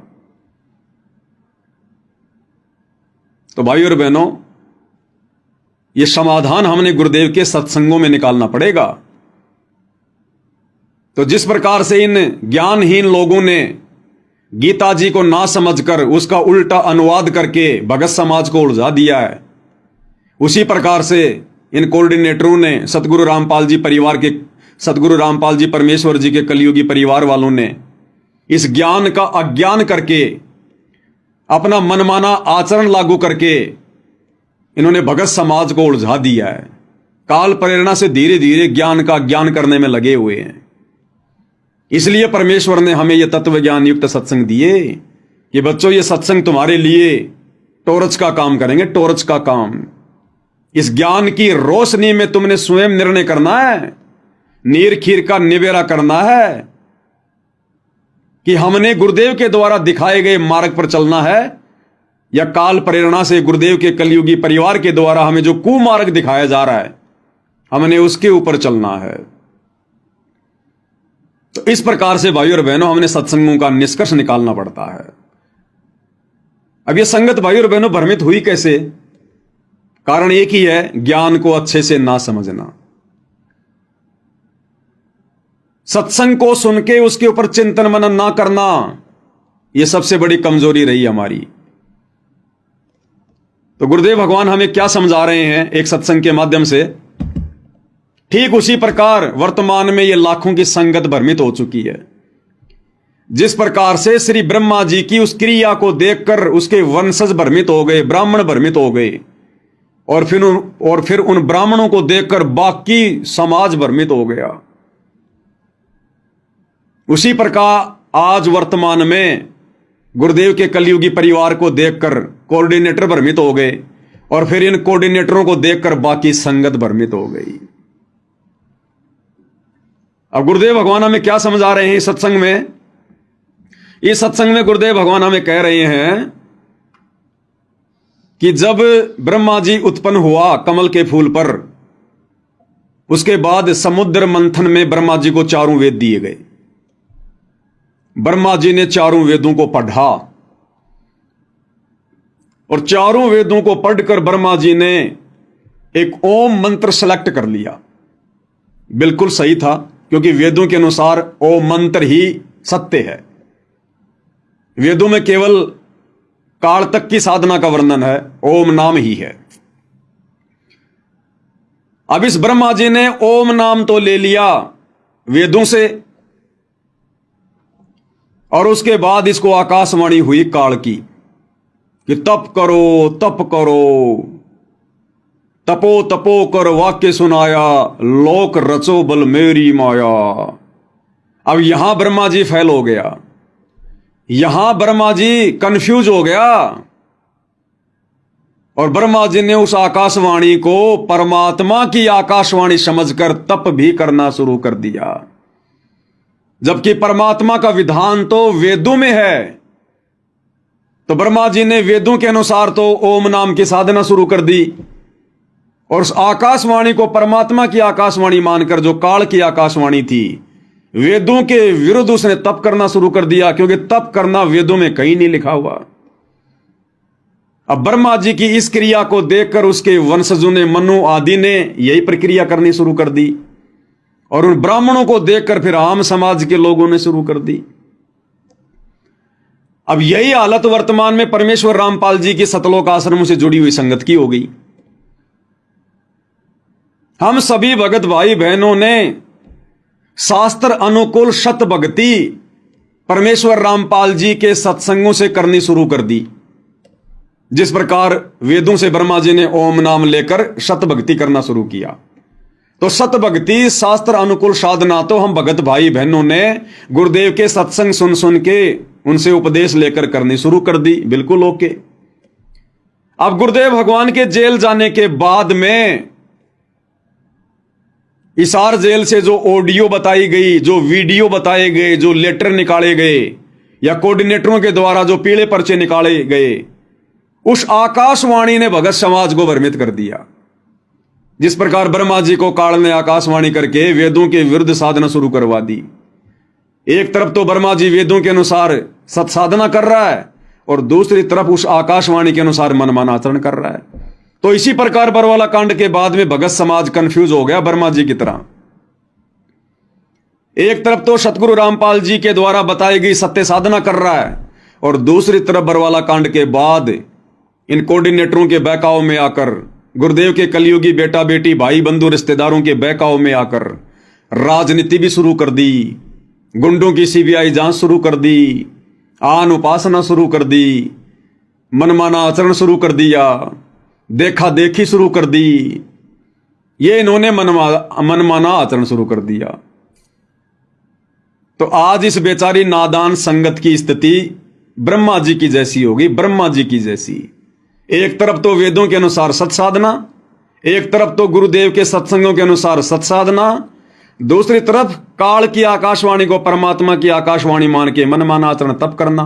तो दूसरी तरफ बरवाला कांड के बाद गुरुदेव के कलयुगी परिवार के पीले पर्चों के अनुसार नकली ऑडियो वीडियो जो एआई से बनाई जाती है उनके अनुसार राजनीति करना, गुंडों की सीबीआई जांच, स्टेडियम बनाना, आश्रम में हॉस्पिटल बनाना, दुनिया भर का आश्रम में पाखंड शुरू कर देना, आन उपासना करना, भंडारे लगाना, परशुराम की जयंती में जाना, ये शुरू कर दिया संगत ने। तो इस प्रकार से आज पूरी की पूरी संगत जो इन आश्रमों से जुड़ी हुई है, इनकी स्थिति श्री ब्रह्मा जी जैसी होगी, श्री ब्रह्मा जी जैसी, क्योंकि इन्होंने सत्संगों को आधार नहीं बनाया और हम सत्सेवक भाई बहनों ने सत्संगों को आधार बनाया। हमें ये श्लोक वगैरह सब याद थे, हमें गुरुदेव के आशीर्वाद से ये बातें ध्यान रही कि भैया ब्रह्मा जैसी गलती हम नहीं करेंगे, कि एक तरफ तो सत्साधना भी कर रहे हैं और दूसरी तरफ मनमाना आचरण भी कर रहे हैं। तो ये परमेश्वर की हम सत्सेवकों पर एक विशेष मेहर, एक विशेष रजा रही परमात्मा की। अब भाई और बहनों, अगले सत्संग में गुरुदेव भगवान क्या कह रहे हैं? अगले सत्संग में गुरुदेव भगवान कह रहे हैं कि डॉक्टर तो मरीज को, यदि कोई शुगर का मरीज है तो डॉक्टर तो भैया उसको भूल कर भी चीनी खाने की सलाह नहीं देगा, मीठा खाने की सलाह नहीं देगा, चाहे वो कितना ही कुछ कहे। शुगर के मरीज को डॉक्टर कभी भी मीठा खाने की सलाह नहीं देगा, चाहे उसको अच्छा लगे चाहे उसको बुरा लगे। हां, कोई बाहर का व्यक्ति जो उसकी जान का दुश्मन है वो जरूर उसको शुगर दे देगा, चीनी दे देगा, मीठा दे देगा और बहुत अच्छी वस्तु बताकर देगा, तेरा रोग जल्दी कटेगा। एक बार सुन लीजिए गुरुदेव भगवान के मुख कमल से क्या कह रहे हैं परमात्मा।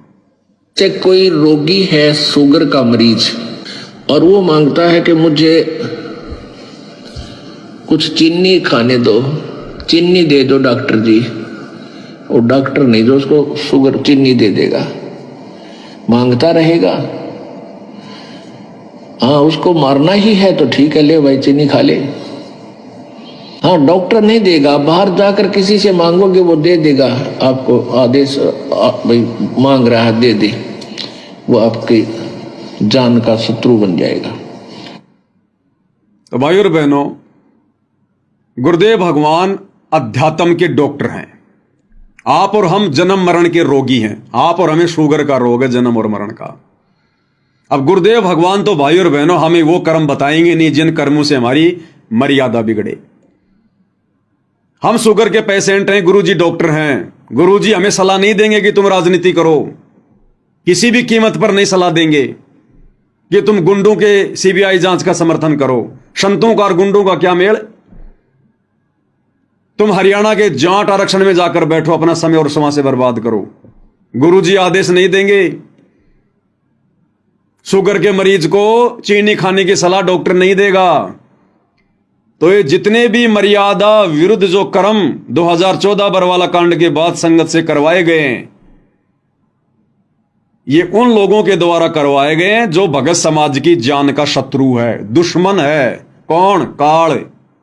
अब काल खुद तो आके चीनी खिलाएगा नहीं, मर्यादा तुड़वाएगा नहीं, वो कुप्रेरणा करके इन आश्रम वालों में, क्योंकि ये मर्यादा तोड़कर बैठे हुए हैं। तो गुरुदेव कह रहे हैं कि डॉक्टर तो भैया किसी भी कीमत पर शुगर के मरीज को चीनी खाने की सलाह नहीं देगा। हां, कोई बाहर का व्यक्ति जरूर दे सकता है, वो जरूर आदेश दे सकता है, और यदि ऐसा उसने आदेश दिया तो समझ लेना वो तुम्हारी जान का शत्रु है, तुम्हारा दुश्मन है। तो भाई 2014 के बाद इस नादान संगत को नकली डॉक्टर बनकर और जो ये चीनी खाने का आदेश दिया है, राजनीति करने का, स्टेडियम बनाने का, आश्रम में हॉस्पिटल बनाने का, आश्रमों पे आश्रम बनाने का, अनमोल समय और क्षमा से बर्बाद करवा दी गई भक्तों की, आरक्षणों में बैठने का, गुंडों की सीबीआई जांच का समर्थन का, अयोध्या में भंडारा लगाने का, जाटों की धर्मशाला बनाने का, सुदामा के महल बनाने का, अन्नपूर्णा मुहिम के तहत गांव गांव जाकर राशन बांटने का, परशुराम की जयंती में जाने का, तो समझ लो वो हमारी जान के पक्के दुश्मन है, पक्के दुश्मन। ये गुरुदेव के सत्संगों का निष्कर्ष है। ये सत्संग परमात्मा ने मनोरंजन के लिए नहीं किए। परम संत के सत्संग यानी एक तीर से कई निशाने होते हैं, कई निशाने। परमात्मा कथा क्या कह रहे हैं और उसके माध्यम से समझाना क्या चाहते हैं। तो संगत ने सत्संगों को आधार नहीं बनाया। ये तत्वदर्शी संत के सत्संग हैं। ये प्रेमानंद जी की मीठी मीठी बातें नहीं है, राधे राधे नहीं है। ये गूढ़ ज्ञान युक्त हैं, रहस्य युक्त हैं, कोड वर्ड में हैं। समय आने पर इनका इस्तेमाल करना पड़ता है, कौन सी बात कहां फिट होती है। तो भगत समाज को विचार कर लेना चाहिए कि हमारे शत्रु 2014 के बाद ये उल्टे कर्म करवाकर गुरुदेव का कलयुगी परिवार बना हुआ है, या फिर गुरुदेव भगवान हमारे शत्रु हैं। ये गुरुदेव के ज्ञान आधार से मैच कर लेना भाई, और अपना बचाव कर लेना, नहीं तो माफी नहीं है। अब गुरुदेव भगवान ने क्या बताया भाई और बहनों, इस ज्ञान को अच्छे से समझने के बाद में, जैसे वर्तमान में जो स्थिति आप और हम सभी सत्सेवक भाई बहनों की हो चुकी है, गुरुदेव के इस अमर वचन के अनुसार, सत्संग के अनुसार, गुरुदेव ने क्या बताया कि गीता जी अध्याय 8 श्लोक 1 में अर्जुन ने ब्रह्म से पूछा कि आपने अध्याय 7 के श्लोक नंबर 29 में आपने जिस तत्व ब्रह्म की बात की है, सच्चिदानंद घन ब्रह्म की बात की है, वो कौन है? तो उसका जवाब गीता अध्याय 8 श्लोक नंबर 3 में दिया कि वो सच्चिदानंद घन ब्रह्म है, वो कबीर परमेश्वर है, वो कबीर वाणियां हैं, सच्चिदानंद घन ब्रह्म की वाणियां हैं, जिनमें सारे धर्म और उन कर्मों की जानकारी है। कि वो तत्व ब्रह्म कौन है? कि वो सच्चिदानंद घन ब्रह्म है। और फिर आगे क्या बताया गुरुदेव ने कि उस तत्व ब्रह्म से परिचित होने के बाद, उस पूर्ण परमात्मा के विधान से परिचित होने के बाद में, तत्व ब्रह्म से परिचित होने का मतलब है उस पूर्ण ब्रह्म परमात्मा कबीर देव सतगुरु रामपाल जी के तत्व ज्ञान से परिचित होने के बाद, हर प्रकार से सभी की उन धार्मिक यज्ञों की जानकारी होने के बाद, ये प्राणी फिर कोई गलती नहीं कर सकता। फिर ये केवल जरा और मरण से छूटने का ही प्रयत्न करेगा। यहां की किसी भी सांसारिक चीज में कोई इच्छा नहीं रखेगा, यहां की किसी भी बकवाद में अपना पैर नहीं उड़ जाएगा। उस तत्व ब्रह्म से परिचित होने के बाद, यानी उस तत्वदर्शी संत के तत्व ज्ञान से परिचित होने के बाद, ये प्राणी फिर गलती नहीं कर सकता। फिर केवल इसको अपना रोग दिखाई देगा कि तू तो जन्म और मरण का रोगी है, अपना रोग कटवा ले भाई, नहीं तो दुर्गति भयंकर हो जाएगी। यहां पे क्या कह रहे हैं परमात्मा, ध्यान से सुनिए भाइयों और बहनों, फिर हम इसका निष्कर्ष निकालेंगे। अध्याय नंबर 8 के श्लोक नंबर 1 में अर्जुन ने पूछा कि आप जी ने जो 7वें अध्याय के 29वें श्लोक में बताया है कि तत्व ब्रह्म को जान के और सारे अध्यात्म स्पिरिचुअल नॉलेज से, कंप्लीट स्पिरिचुअल नॉलेज, संपूर्ण अध्यात्म ज्ञान से परिचित और सभी कर्मों से परिचित प्राणी केवल जरा और मरण के इस संकट से छूटने का प्रयत्न करता है। जरा माने बुढ़ापा, बुढ़ापे का दुख, मरण माने मृत्यु का कहर। ये दोनों दुख यहां पर कंपलसरी। तो जिसको ये ज्ञान हो जाता है, जो तत्वदर्शी संत की शरण में चले जाते हैं, उनको तो संपूर्ण अध्यात्म ज्ञान प्राप्त हो जाता है। फिर वो केवल उस तत्व ब्रह्म से परिचित हो जाते हैं, तत्व ब्रह्म से और सारे अध्यात्म ज्ञान से, सब कर्मों से। जैसे कोई किसी से कोई धोखा करेगा तो उसका फल भोगना पड़ेगा, चोरी करेगा तो वो देना पड़ेगा, उसके गधा बन कर देना पड़ेगा। तो ये कर्मों से परिचित हो जाने के उपरांत प्राणी गलती नहीं करेगा, भूखा रह सकता है। क्या कह रहे हैं गुरुदेव, उस तत्व ब्रह्म से परिचित होने के बाद, तत्वदर्शी संत से उपदेश लेने के बाद, तत्व ज्ञान से परिचित होने के बाद, अब गुरुदेव के जो सत्संग है वो तत्व ज्ञान है, उससे परिचित होने के बाद ये प्राणी फिर गलती नहीं कर सकता। तो भाइयों और बहनों, यदि ये नादान संगत जो आज सतलोक आश्रमों से जुड़ी हुई है, अगर ये गुरुदेव भगवान के तत्व ज्ञान युक्त सत्संग सुनकर उस तत्व ज्ञान से, तत्व ब्रह्म से परिचित हो गई होती, तो भाइयों और बहनों फिर ये बकवाद नहीं कर सकते थे। फिर किसी का पेड़ा पर्चा इनको डगमग नहीं कर सकता, कोई भी कोऑर्डिनेटर इनको उल्टे रास्ते पर नहीं चला सकता था, गुरुदेव का परिवार संगत को भ्रमित नहीं कर सकता था, आरक्षणों में नहीं बैठा सकता था, गुंडों की सीबीआई जांच में नहीं बैठा सकता था, किसी भी कुपात्र के हाथों में फिर यह संगत 1 रुपया भी भूल कर नहीं देती, अगर यह संगत तत्व ब्रह्म से परिचित हो जाती तो। इसलिए दास बार बार कहता है कि आश्रमों से जुड़ी संगत को तो तत्व ज्ञान की छींट भी नहीं है। अब उस तत्व ब्रह्म से कौन परिचित हुआ? सारे धर्मों की, उन कर्मों की, आध्यात्मिक यज्ञों की जानकारी किसको प्राप्त हुई? केवल साध संगति से जुड़े हुए सत्सेवक भाई बहनों को। तभी तो हमें अपना ये जन्म मरण का रोग दिखाई दे रहा है। हम लोग एक एक कदम भक्ति मार्ग पर फूंक फूंक के रख रहे हैं कि हम किसी के पीले पर्चों के गुलाम नहीं हैं, हम गुरुजी के कलयुगी परिवार के गुलाम नहीं हैं, हम किसी कोऑर्डिनेटर के गुलाम नहीं हैं, हम गुलाम हैं अपने भगवान के और उनके तत्व ज्ञान के। सत्संग ही हमारे गुरु हैं, ज्ञान ही हमारा गुरु है, और जैसा हमें परमात्मा का विधान निर्देशित करेगा हम वैसा ही चलेंगे। तो तत्व ज्ञान से, तत्व ब्रह्म से केवल सत्सेवक भाई बहन परिचित हुए हैं, जो काल की किसी भी प्रकार की सूक्ष्म चाल में फंसने से बचे हुए हैं। और तभी भाइयों और बहनों हम यहां से अपनी भक्ति को सफल करके गुरुदेव के साथ में बाहर निकल पाएंगे। इसलिए तो परमात्मा कहते हैं, ये संसार विघ्न की घाटी कोई निकलेगा बिरला सूर। ये संसार विघ्न की घाटी है, बहुत टेढ़ा मेढ़ा रास्ता है, काल इतनी आसानी से भक्ति परवान नहीं चढ़ने देगा, मर्यादाओं में नहीं रहने देगा। ये संसार विघ्न की घाटी और कोई निकलेगा बिरला शूर। कौन बिरला? जो उस तत्व ब्रह्म से परिचित हो जाएगा। तत्व ब्रह्म से अब ये नादान संगत भाई और बहनों ना तो उस तत्व ब्रह्म से परिचित है और ना तत्व ज्ञान से परिचित है। तत्व ब्रह्म कौन? सबसे बड़ा परमात्मा, परम अक्षर ब्रह्म, सत्य पुरुष कबीर देव, जो वर्तमान में सतगुरु रामपाल जी के रूप में धरती पर प्रकट हैं। ये है वो तत्व ब्रह्म,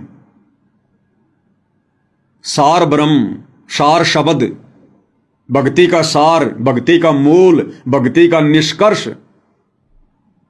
इस तत्व ब्रह्म से केवल संगत परिचित है, साध संगति से जुड़े हुए भाई बहन।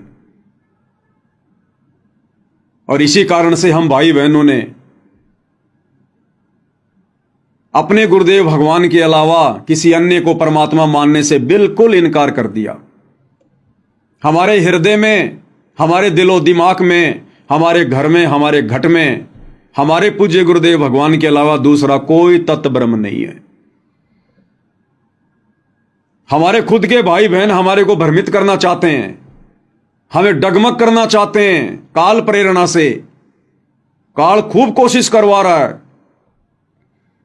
एक वो 25 मिनट की इन्होंने एआई से फिल्म बनाई, संत और परमात्मा का अद्भुत मिलन। वो काल ने इसीलिए तो बनवाई कि साथ संगत वालों को भ्रमित किया जाए, और ऑलरेडी जो लोग आश्रमों में आते हैं जो भ्रमित हैं उनको और ज्यादा भ्रमित किया जाए और गुरु को परमात्मा ना मानने दिया जाए। और आज उस वीडियो को देखने के बाद में शतलोक आश्रमों से जुड़ी हुई संगत अपने दिलो दिमाग में इस बात को गांठ बांध चुकी है कि सतगुरु रामपाल जी परमात्मा नहीं है। सतगुरु रामपाल जी तो 1997 में सतलोक चले गए, उनको तो कबीर जी ने सतलोक भेज दिया। अब तो संत रामपाल जी के चोले में कबीर जी हैं, यानी सत रामपाल जी परमात्मा नहीं है, संत रामपाल जी के रूप में कबीर जी हैं। काल ने उस फिल्म के माध्यम से संगत के ऊपर बहुत गहरा अपना शिकंजा कस डाला और साथ संगत वालों को भ्रमित करने की कुचेष्टा थी ये। लेकिन साथ संगत वालों को तो परमात्मा ने पहले से ही तत्व ब्रह्म से परिचित करवा दिया कि तुम्हारे गुरु के अलावा दूसरा कोई कबीर नहीं है, कोई तत्व ब्रह्म नहीं है।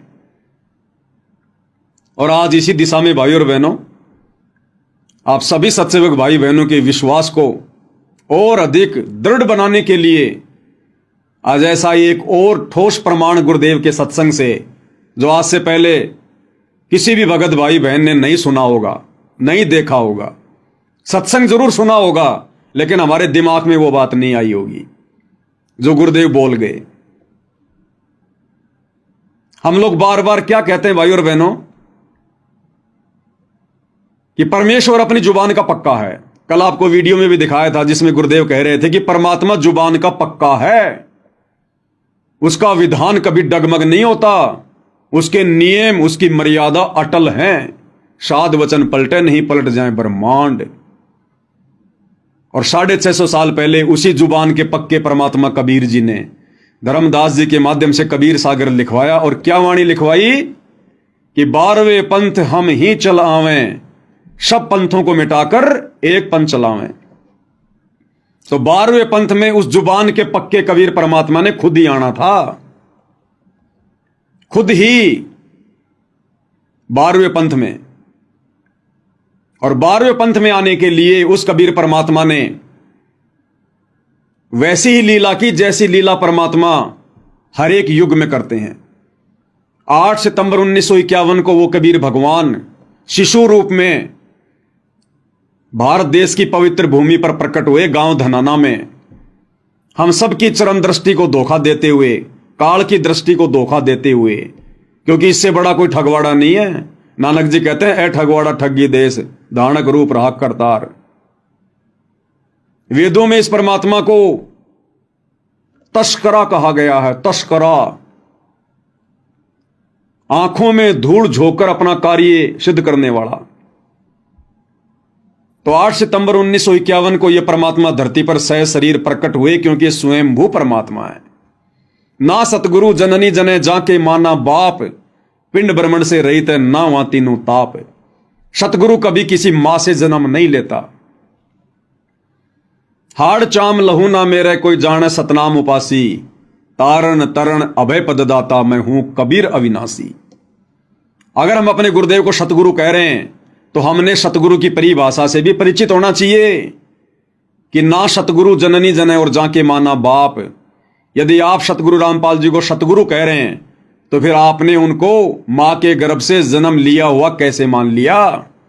आप तो दोगला काम कर रहे हैं, दोगली बातें फिर भक्तों की। एक तरफ तो गुरु को सतगुरु कह रहे हैं और फिर उनको मां के गर्भ से जन्म लेकर आया हुआ 2 कोटि का जीव भी समझ रहे हैं, और 8 सितंबर को उनका जन्मदिन मना रहे हैं अवतरण दिवस के नाम पर, और कह रहे हैं हमारे गुरु जी का जन्म हुआ, हमारे गुरु जी का जन्म हुआ। तो इस परमेश्वर ने लीला की आने की, और फिर जब वो निर्धारित समय आया 17 फरवरी 1988 का, उस दिन परमेश्वर ने आदरणीय राम देवानंद जी को, जिन्हें हम अपना दादा गुरु कहते हैं, उनको अपना मुंह बोला गुरु बनाया। जैसे 650 साल पहले काशी में पंडित रामानंद जी को कबीर जी ने लोक दिखावे में अपना मुंह बोला गुरु बनाया। तो 17 फरवरी 1988 को परमेश्वर रामपाल जी ने, इस कबीर भगवान ने, आदरणीय गरीबदास जी के 12वें पंथ में प्रवेश किया। आदरणीय राम देवानंद जी से लीलामय तरीके से उपदेश लेकर, क्योंकि आदरणीय राम देवानंद जी गरीबदास जी के 12वें पंथ के लास्ट गुरु थे, लास्ट गुरु। और परमेश्वर ने उस पंथ में प्रवेश करना था, क्योंकि उनका वो समय आ रहा था, जब आवे 5505 तब ये वचन मेरा होगा साचा। 5000 और 500 जब कलयुग बीत जाए, महापुरुष फरमान तब जग तारण को आए। तो 1997 वाली उस बात को भी परमात्मा ने पूरा करना था। तो वो समय नजदीक आ रहा था, इसलिए परमेश्वर ने 12वें पंथ में प्रवेश करना था। अन्यथा कबीर सागर में उन्होंने जो वाणी लिखवाई, वो वाणी उनकी फैल हो जाती, और भगवान की वाणी फैल हो गई तो समझो भगवान फैल। क्योंकि भगवान क्या है? शब्द है। वाणी क्या है? शब्द है। हम हैं शब्द, शब्द हम माही, हमसे भिन्न और कछु नहीं। शब्द स्वरूपी राम, शब्द ही तो रूप है भगवान का। अगर भगवान का वचन फैल हो गया तो भगवान फैल हो गया, लेकिन वो जुबान का पक्का है। तो उन्होंने जो 650 साल पहले कहा था कि 12वें पंथ हम ही चलावें और सब पंथों को मिटाकर एक पंथ चलावें, तो 17 फरवरी 1988 को परमेश्वर रामपाल जी ने, इस कबीर भगवान ने, आदरणीय गरीबदास जी के 12वें पंथ में प्रवेश किया। और 6 साल एक परम भगत की भूमिका करके 1994 में इन्होंने अपना यथार्थ 13वां कबीर पंथ चलाया। 12वें पंथ हम ही चलावें, 17 फरवरी 1988 को आगे, और फिर सब पंथों को मिटाकर एक पंथ चलावें। अपने ज्ञान से इन्होंने सारे पंथों को मिटाया, और 1994 में परमेश्वर ने अपना नया 13वां पंथ चलाया। अब गुरुदेव भगवान क्या कह रहे हैं भाई और बहनों? हमारे विश्वास को परमात्मा और अधिक दृढ़ता दे रहे हैं छोटे से सत्संग में। और इस सत्संग में पूज्य गुरुदेव भगवान क्या कह रहे हैं? आपने हर एक सत्संग में सुना होगा जिसमें गुरुदेव भगवान कहते हैं कि मुझ दास को अपने पूज्य गुरुदेव जी से 1993 में सत्संग करने की आज्ञा मिली और 1994 में नाम उपदेश करने की। लेकिन आज क्या कह रहे हैं गुरुदेव भगवान? सारा मसाला, सारे संकेत गुरुदेव ने इन्हीं सत्संगों में छुपा कर रखे हैं, लेकिन समय आने पर परमात्मा उनका खुलासा कराते हैं ठीक के समय पर। इस सत्संग में क्या कह रहे हैं गुरुदेव भगवान? कह रहे हैं कि पुण्यात्माओं, इस दास ने सन 1988 से सत्संग करना प्रारंभ किया था। कब से? 1988 से। पहले आप गुरुदेव भगवान के मुख कमल से सुनिए भाई और बहनों, फिर आपको समझाते हैं कैसे। आपको दास ने बहुत बार बताया, इन वेदों और गीता जी और पुराणों का ज्ञान दास को सन 2000 में हुआ। उससे पहले सन 1988 से सन 2000 तक 12 वर्ष तक इस दास ने इस गरीबदास साहिब जी की वाणी के आधार से सत्संग किया। सन 1988 से 2000 तक यानी 12 साल गुरुदेव कह रहे हैं कि दास ने सन 1988 से 2000 तक 12 साल सत्संग। और क्या कह रहे हैं? इस दास ने सत्संग 1988 से करना शुरू किया। और 1988 से लेकर सन 2000 तक यानी 12 वर्ष तक आदरणीय गरीबदास जी के सदग्रंथ साहिब को आधार बनाकर सत्संग किया। एक बार फिर से सुन लो भाई और बहनों। वर्ष तक 1988 से सन 2000 में हुआ, उससे पहले सन 1988 से सन 2000 तक 12 वर्ष तक इस दास ने इस गरीबदास साहिब जी की वाणी के आधार से सत्संग किया, और इसके आधार से जो सत्संग किया वो भी हमारे जो पुराने भक्त उनको सबको मालूम है, वो कैसेट अभी तक उनके पास उपलब्ध है। और फिर ये सदग्रंथों प्रमाण देखे, ओए होए, अब क्या बताते हैं। तो गुरुदेव भगवान ने सत्संग का समय क्या बताया? 1988 से सन 2000, 12 साल गरीबदास जी की वाणियों के अनुसार मैंने सत्संग किया। परमात्मा कह रहे हैं कब से कब तक? 1988 से सन 2000 तक। और फिर क्या कह रहे हैं परमात्मा? इस दास को वेदों और गीता का ज्ञान तो सन 2000 में हुआ, उससे पहले 1988 से लेकर सन 2000 तक 12 वर्षों तक गरीबदास जी की वाणियों के अनुसार सत्संग किया। अब 88 में गुरुदेव ने सत्संग कब किया भाई? अरे 88 में तो नाम लिया गुरुजी ने, वो तो एक भगत बने थे, सत्संग तो उनके गुरुदेव किया करते थे। 88 में कब सत्संग किया परमात्मा ने? 17 फरवरी 1988 को तो उन्होंने उपदेश लिया भाई। ये आश्रम वाले गुरुदेव का बोध दिवस मनाते हैं 17 फरवरी को, कि 17 फरवरी 1988 को संत रामपाल जी को अध्यात्म का ज्ञान हुआ। उससे पहले तो संत रामपाल जी को पता ही नहीं था कि भक्ति क्या होती है। इस कारण से ये आश्रम वाले गुरुदेव को जीव मानकर, मनुष्य मानकर उनका बोध दिवस मनाते हैं। बोध यानी ज्ञान, बोध यानी ज्ञान, और दिवस यानी दिन, वो दिन जिस दिन संत रामपाल जी को आध्यात्मिक ज्ञान हुआ। और गुरुजी कह रहे हैं कि मैंने 1988 में सत्संग करना शुरू कर दिया था। अरे भैया, कबीर पंथ में 1988 में सत्संग कौन करेगा? जिसको पूरा ज्ञान होगा। अब भाई और बहनों, 17 फरवरी 1988 को गुरुदेव ने सत्संग किया, और सत्संग कौन कर सकता है? परमात्मा। आपको कई बार सुनाया गुरुदेव के मुख कमल से कि सच केवल परमात्मा ही कह सकता है, सत्संग केवल परमात्मा ही कर सकता है, दूसरा कोई सच कह ही नहीं सकता। अब यहां गुरुदेव क्या कह रहे हैं कि इस दास ने 1988 में सत्संग करना शुरू कर दिया। और सत्संग कौन कर सकता है? सुन लो। परमात्मा, सत्संग परमात्मा ही किया करते हैं, क्योंकि सत्य भगवान ही बोल सकता है, सत्य परमात्मा ही बता सकता है। क्लियर हो गया? सत्संग परमात्मा ही कर सकता है, भगवान ही करता है। और गुरुजी कह रहे हैं कि मैंने 1988 से सत्संग करने शुरू कर दिए थे। तो भाई और बहनों, पहला सत्संग गुरुदेव ने कब किया? इस कलयुग की बिचली पीढ़ी में 17 फरवरी 1988 को। और 17 फरवरी 1988 को पहला सत्संग यानी पहला ज्ञान, पहला उपदेश किसको दिया? दादा गुरुजी को, आदरणीय राम देवानंद जी को। 17 फरवरी 1988 को परमेश्वर रामपाल जी ने नाम उपदेश दिया, उनको ज्ञान दिया कि प्यारी आत्मा, अब तेरा काम समाप्त हुआ, तेरे को केवल यहीं तक लेकर आना था मैंने। अब बैठ के तू अपनी भक्ति कर, और लोक दिखावे में आप मेरे गुरु बने रहो, और बाकी मैंने आपको उपदेश दे दिया है, अपनी भक्ति करो, अपना बेड़ा पार कराओ। और गुरुदेव ने क्या बताया कि मेरे गुरुजी ने मुझे प्रथम नाम और शतनाम दोनों एक साथ दे दिए, जबकि उन्होंने नहीं दिए, उनके पास तो था ही नहीं। 17 फरवरी 1988 को परमेश्वर रामपाल जी ने अपने मुंह बोले गुरु आदरणीय राम देवानंद जी को, क्योंकि वो अच्छी आत्मा थी, और अच्छी आत्मा को दोनों मंत्र एक साथ दिए जा सकते हैं, प्रथम नाम और शतनाम। तो परमेश्वर रामपाल जी ने 17 फरवरी 1988 को आदरणीय राम देवानंद जी को ये प्रथम नाम और शतनाम दोनों एक साथ दिए और उसके एक सप्ताह के अंदर अंदर उनको सार नाम दे दिया। लेकिन सार शब्द नहीं, सार शब्द तो उनको दोबारा से मनुष्य जन्म लेना पड़ेगा।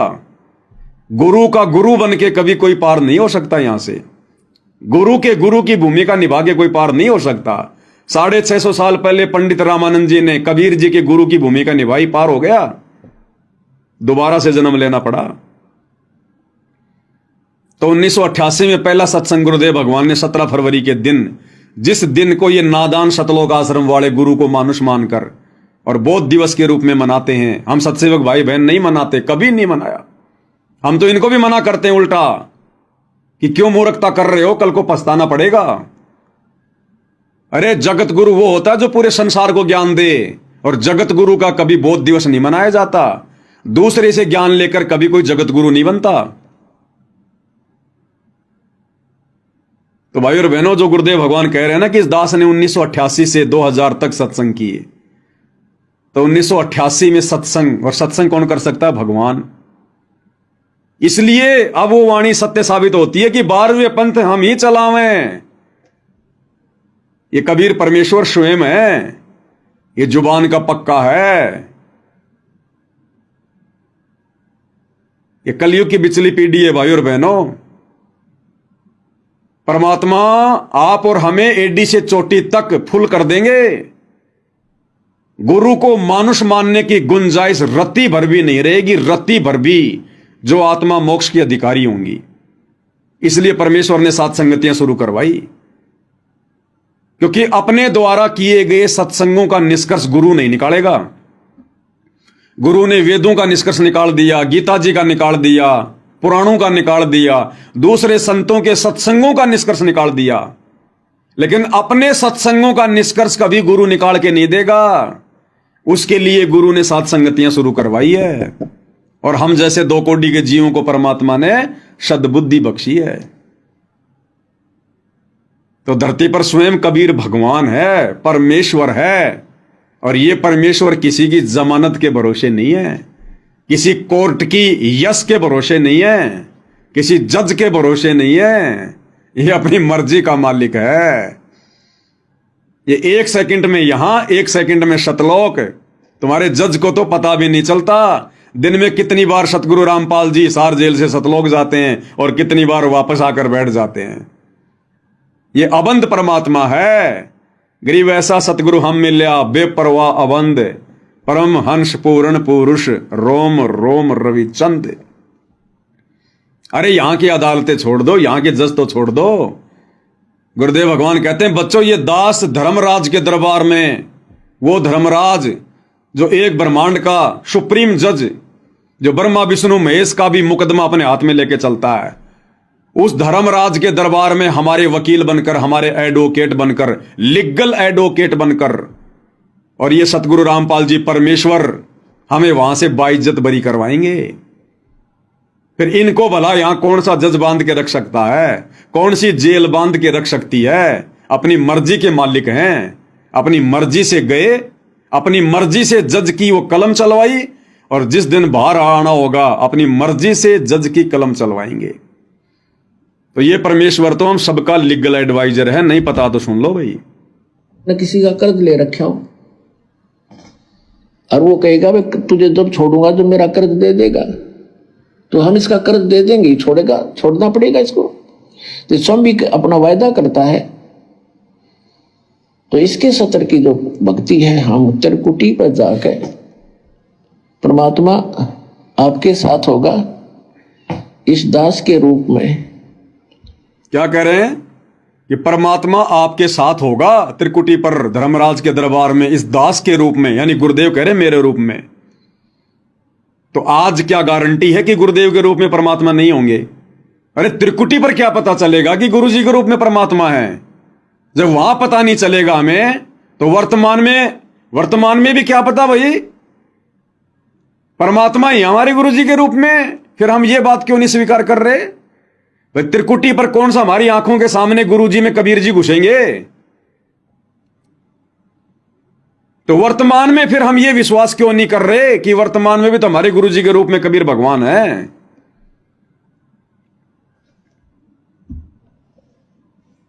आपके सारे अकाउंट कराएगा।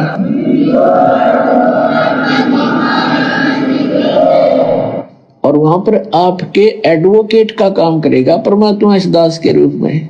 और ये सारे मंत्र बोल बोल सुनाओगा वहां जाकर धर्मराज के दरबार में कि लो जी आपके विधान में है सर्वधर्मान परित्यज्यमाम एकम शरणम व्रज, उसके 70 की ये पूंजी पकड़ो। फिर वो बोलते नहीं, उनको वो विवश होकर के वह पूंजी जमा करनी पड़ती है, क्योंकि लीगल एडवाइजर साथ होता है, वो होता है भगवान खुद ही, और उनको मालूम हो जाता है। तो इस प्रकार पुण्यात्माओं किसी भी ऑफिस में आप जाते हो और आपका एडवोकेट साथ हो तो वो आधे वैसे डिप्रेस हो जाते हैं कि जानकार आदमी है, वो को अटपट करोगे तो तुम्हारी फिर बात बिगड़ जाएगी। तो इसलिए गुरु की आवश्यकता आपको अंतिम श्वास तक पड़ेगी। और गुरु पूरा हो, पूरा गुरु हो। अब भाई और बहनों, यहां के जजों को तो भारत देश के संविधान का भी पूरा ज्ञान नहीं होता। सुप्रीम कोर्ट के जज को भारत के संविधान का भी पूरा ज्ञान नहीं होता, उसको भी देखना पड़ता है खोल खोल के। और फिर पूरी दुनिया में कितने देश, कितने संविधान, और फिर 5 करोड़ पृथ्वियां तो अकेले स्वर्ग में हैं, वहां के कितने जज होंगे, कितना संविधान होगा। और इस परमेश्वर रामपाल जी के आगे वो एक ब्रह्मांड का, तीनों लोगों का सुप्रीम जज धर्मराज भी थर थर कांपता है कि भाई जानकार आदमी है, ये भगवान है, अगर जरा भी अटपट कर दी तो मामला बिगड़ जाएगा, इनसे बढ़कर कानून का जानकार और कोई नहीं है। तो भाई और बहनों, ये परमात्मा किसी जज के दबाव में बैठे हैं क्या? इनको किसी वकील की जरूरत है क्या बाहर आने के लिए? ये केवल भाई और बहनों यहां के विधान को पूरा करते हैं परमात्मा। एक सभ्य नागरिक की भूमिका निभाते हुए परमात्मा केवल यहां के विधान को फॉलो करते हैं। इन्हें जरूरत नहीं है, इनके ऊपर किसी का विधान लागू नहीं है, इनका विधान पूरी सृष्टि पर लागू है। तो आप और हम सत्सेवक भाई बहनों का सौभाग्य जो हमें ऐसे परिपूर्ण अदली न्यायकारी परमात्मा मिले हैं। तो अब भाई और बहनों, हमारे हृदय में कैसे समा सकती है ये बात है कि हमारे गुरुजी केवल मानुष हैं, एक जीव हैं। 1997 में सतलोक चले गए, इनके चोले में कबीर जी आकर अपना काम कर रहे हैं। अरे चोले में आकर तो ये काल करता है काम, जैसे गीता का ज्ञान देते समय श्री कृष्ण जी के चोले में घुस गया, दूसरे के शरीर में घुस के अपना काम काल करता है, भगवान नहीं करता। उन्हें जरूरत नहीं है। कल आपने सुना परमात्मा वाणी में क्या कह रहे थे? पूर्ण ब्रह्म है आप विधाता, जब चाहे चोला धर आता। जब चाहे परमात्मा चोला धार के आ जाएगा। इन्हें जरूरत नहीं है किसी के शरीर को काम में लेने की, किसी के अंदर घुसने की, या कोई अपना दास भेजने की। तो ये काल भाई और बहनों सूक्ष्म रूप में इन आश्रम वालों के माध्यम से पूरी संगत पर छाया हुआ है। आप और हम बेखबर हैं, ये काल बेखबर नहीं है। ये अपना भोजन इतनी आसानी से नहीं जाने देता, ये बैकग्राउंड में पूरी लड़ाई लड़ रहा है। तो हम सत्सेवक भाई बहनों के ऊपर कितनी रजा, कितनी बड़ी मेहर, हम इसकी एक भी बकवाद का हिस्सा नहीं बने, हम इसकी एक भी चाल में नहीं फंसे। तो परमेश्वर कैसे आप और हम भाई बहनों को, साथ संगत वालों को बाईपास निकाल के ला रहे हैं इस परीक्षा के समय में। इसलिए भाई और बहनों, जितना हो सके उतना परमात्मा का गुण गाओ, मालिक का बार बार धन्यवाद करो। ये परमेश्वर, हम नीचों पर ऐसी दया, ये मालिक हमारे अंदर ऐसा क्या था, आपने क्या देखा भगवान? आपके तो सभी बच्चे, फिर हमारे ऊपर ऐसी विशेष मेहर क्यों? तो ये तो गुरुदेव को पता है भाई और बहनों, ऐसी विशेष मेहर क्यों। और इस मेहर को हमने इसी प्रकार से ज्ञान को आधार बना के रखना है भाई और बहनों। अंतिम श्वास तक ये काल बहुत झटके देगा, बहुत लड़ाइयां लड़ेगा भी, बहुत बकवाद करवाएगा। इसका तो यही काम है, बकवादी का काम ही बकवाद करना होता है। तो आप और हम भाई बहनों ने सावधान रहना इसी प्रकार से, गुरुदेव की आड़ लेकर, गुरुदेव की ओट लेकर, गुरुदेव की पीठ पीछे खड़े होकर, क्योंकि हमारा सबसे बड़ा सहारा हमारा गुरु है और कोई नहीं। तो भाई और बहनों, परमात्मा के आशीर्वाद से इसी प्रकार इस तुच्छ जीविया से हम उनकी महिमा करते रहें, ज्ञान आधार से भक्ति मार्ग पर आगे बढ़ते रहें और गुरुदेव भगवान अपनी मेहर इसी प्रकार से हमारे ऊपर बनाए रखें। तो आज की साथ संगति में केवल इतना ही। गुरुदेव हम सबको आशीर्वाद दें, आज्ञा दें, हमारा मार्गदर्शन करें। बंदी छोड़ सतगुरु रामपाल जी परमेश्वर जी की जय हो।